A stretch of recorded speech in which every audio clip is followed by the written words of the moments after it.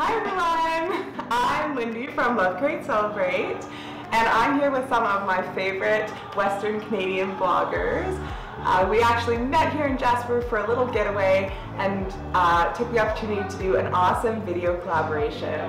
We wanted to share with you guys some of the questions that we get asked the most as bloggers and really engage with you guys and let you know some more about our world online. So today I'm going to be talking about finding that balance between work and life as a stay-at-home parent.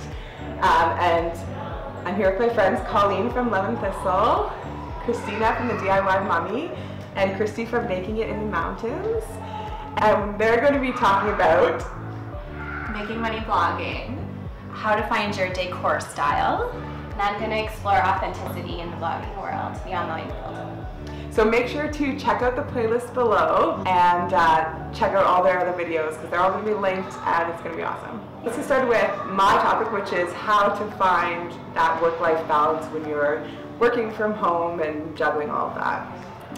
So all of us have kids and husbands and homes that we need to maintain and businesses, and it's a struggle for all of us. So my first question is, how do you all do it?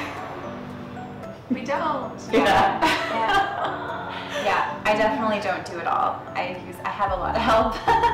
Even though sometimes it appears that we do it all, I think most of us can safely say that it's impossible to juggle every single thing perfectly. Absolutely. Yes, definitely. Yeah. And I think we feel like we fail a lot and we recalibrate and we try something different.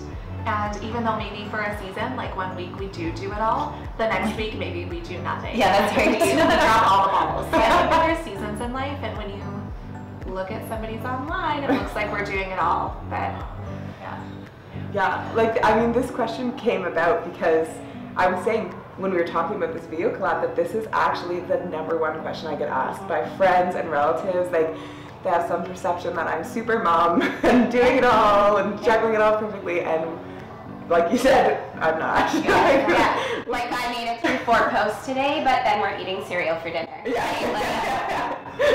Yeah, there's always something. There's a ball again. Yeah, there's always eggs on toast again. Yeah, yay! So in juggling all of that, like, what does a typical day look like for someone staying at home and working?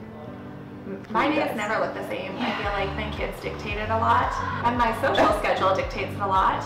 Like some weeks I know when I come home it's going to be a social week. I've kind of put off doing anything social, and I've said, you know what, I don't have time for that this week. Let's get together next week. And now I know going into it I'm not going to get a lot of work done, and I have to be okay with that. I have to be okay with dropping all those balls. Yeah. I'm the same, where there's no day the same. However, like within a week I'll have like 3 days of childcare and 4 days with no childcare, so I'll try to like put all of my computer work and renovation work where that I can't involve kids in on those days where I have childcare, and the days where I don't, I try to be a little bit more interactive with my kids and do more social things and mom things. It's much the same for me. Carson's in school for 3 days a week, and that's my time to do anything where I need to use my brain and have quiet. Yeah, so that's my quiet work time. Planning or writing posts or doing anything where I need to really focus. And then often we're pumping out projects on the weekends or in the evenings when Brady's home to help.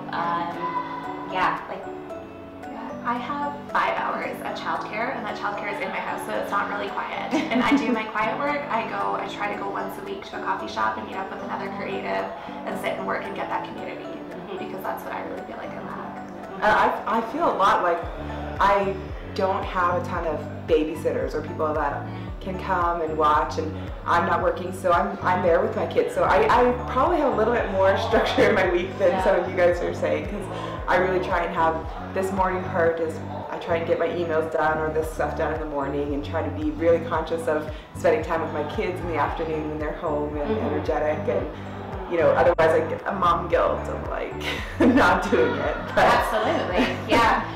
I was telling you guys, I get up early every morning, 7 days a week, so that I can have some time to myself. And I look forward to, I go to bed at 9:30 or 10 at night, but I'll get up at 6 o'clock in the morning and I will drink my coffee before anybody else is up and have some quiet time to myself. And it's a productive time of day for me. Yeah. Yeah. I used to do that. And this is what I'm saying about seasons. I feel like that was so good. And if you would have asked me then, I would have had all these tips on how to manage work-life balance because I felt like I was doing it. I woke up early and it was my favorite time of the day. But now my kids will wake up. Like if I got up at 4:30 in the morning, my son would be up at 4:30 in the morning asking what's for breakfast. And so now I try to stay in bed as long as possible, which is usually like 6:45 because of kids. And now I work at night. Or like Lindsay, I feel like it's. And you have to be okay with that changing. It doesn't wreck your whole life, right? Very flexible. You have to flex with your life, absolutely. Yeah.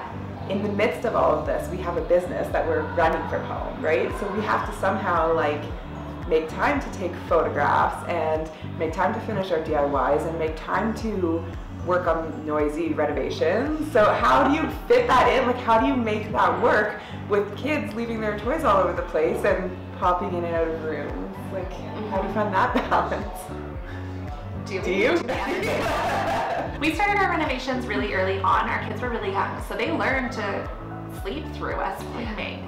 And, you know, all those loud noises that I know other parents have said, my kids would wake up. How do you do that? Like, we will be installing plumbing and drilling through the studs in the wall next to their bedroom. Yes, we did that 100%. Yeah, we did that. And Sundays are really rough, and it's like we've just got to drill through tonight. It's going to be loud. They're going to be up late. You know what?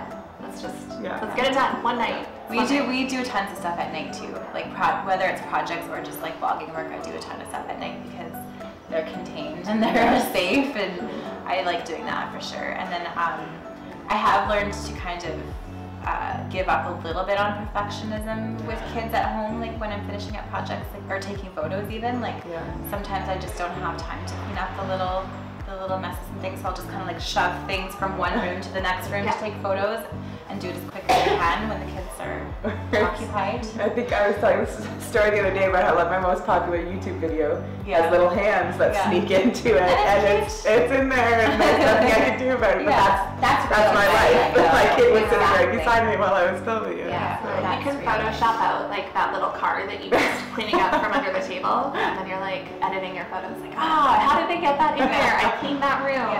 And I think it's fun too to like. One way to get things done with kids at home is to involve your kids, right? Like in a craft, it's pretty fun. Like it's easier. In a renovation, it might be a little trickier to do it in a safe manner, but there's definitely ways you can involve your kids in styling, in photographing, in crafts, in renovations. Photographing is one, like especially photographing rooms and things, is one that I find hard to balance because I can't have my kids running in and out, but I also need to do it during the day when I have natural light. And so a lot of times I'll save like all those and I'll bulk do them on a Sunday when my husband goes to the park with the kids, and I'll just do everything I can in 2 hours or something. The other thing that I do is I'll tell my kids, okay, Mom needs to take her pictures first, then we'll take your pictures. That's a good idea. So we'll do the room shots or the mantle or whatever, and then they'll be, okay, my turn. And they'll bring all the things that they want in the picture and set it up. Okay, I'll style pictures. Oh, wait, I have to change something. And they'll change it, but they kind of feel, it takes like 10 times longer. Are you doing my video now, Mommy? Yeah, for sure. My turn. Yeah. Well, I think with my kids, I mean, we've always been renovating around them. So they've always had the noise. And with some of our challenges when we do the renovations, that's a season, right? Like with the One Room Challenge, it's just a season. It lasts a few weeks. And it's chaos for everyone. Like my husband and I are doing a lot of the work at between 8 and 10 at night when my kids are sleeping, and then we're going to bed, and we're living in renos for a few weeks, but then there's like a calm after the storm where they get more attention from me and where you have a gorgeous living room or whatever. And with that too, I would say I like that with blogging and One Room Challenge and different things like that, you have deadlines and you say, you know what, March 30th, this is going to be done. So it's easier to manage the chaos when there's an end date. It's like with school, right? It's easier to manage doing all the papers and staying up all night because you're like, 2 more weeks and then I'm done. Yes. I'm sure we all find that there's responsibilities and things that we have to let go of. So, I mean, do you struggle with that? Like, what kinds of things do you find dropping? I 100% let go of housework. Like, that is thankfully like bottom of my list. Like, you know, making sure that I'm as good as a mom as I can be is top of the list. And if my house is a dump, as long as it's safe, no bacteria everywhere, I don't care. Like, that's something. So I've had housekeepers in the past to help me with that. ask my husband specifically to help me with that. Like that's something that I drop all the time. Except for the one room I'm photographing. That's spotless. Because I think it is nice to see like a well-styled, beautiful room in photos, but the rest of my house is probably a dump if that photo is pretty. Yeah. Yeah, for me it depends what we're doing, right? Like if, I don't know, sometimes it's dinner one day, sometimes it's we're not going to make it to hockey tonight, sometimes it's I can't volunteer for this thing at Carson School that day, sometimes like it's just, I'm very conscious of not overscheduling my time. Yes. And I don't like that feeling of I have so much to do and I just have to get through it all. Yeah. So I'm very conscious of that, and for my family as well. That's good. Yeah. Well, and I value that family time and that downtime and things like that. So Shane and I have sat and talked, and we're like, these are the things that we want to do in a week. And so I say no to a lot of social things, and I say no to a lot of like volunteering in the classroom and cooking and cleaning. You know, a lot of those things, like there's seasons where it just doesn't get done, or there's days that it doesn't get done. And I've learned to become okay with accepting help too. Yeah, I think that's a big one. I wish I had more help to accept.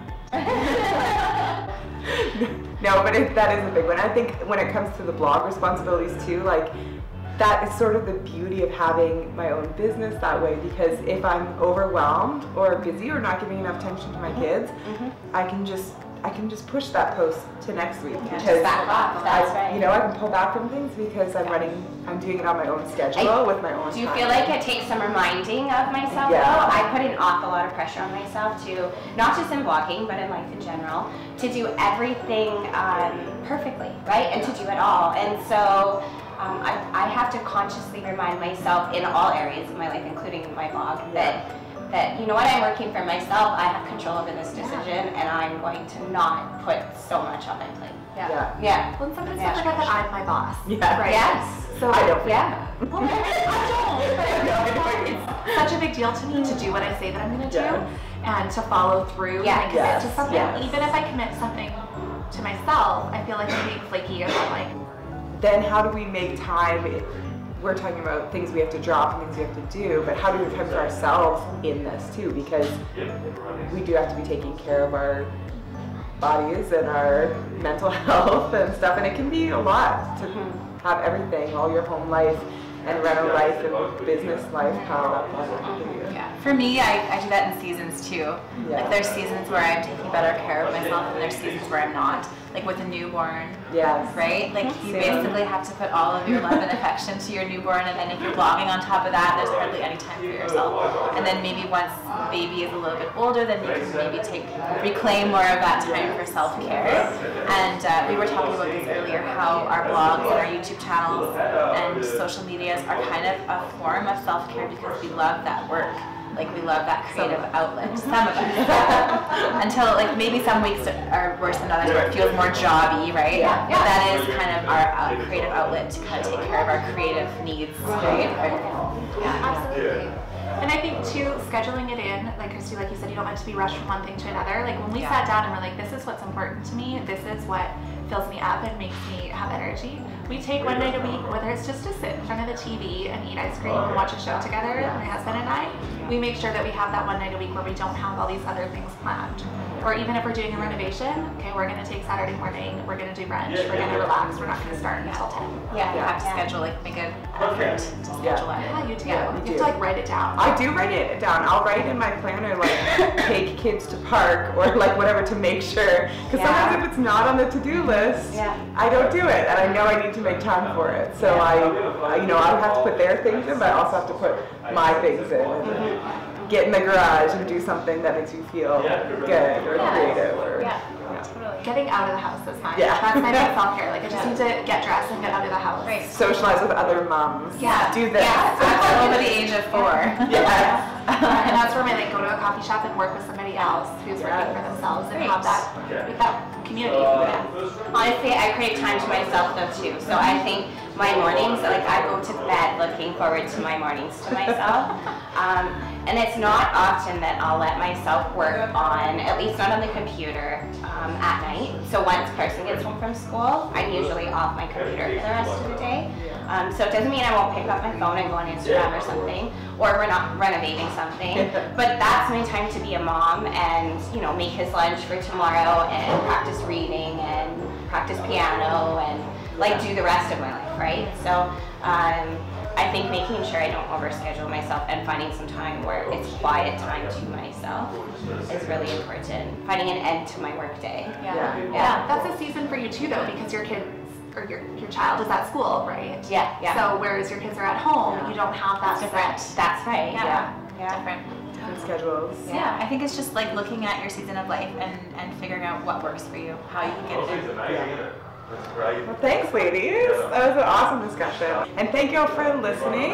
If you have any questions about finding work-life balance or any questions for us specifically, please leave them in the comments below. And don't forget to subscribe to the channel and hop over to these ladies from the link, the playlist link, and subscribe to their channels as well, because there's lots of awesome information in their videos going up. Thanks for watching. Bye.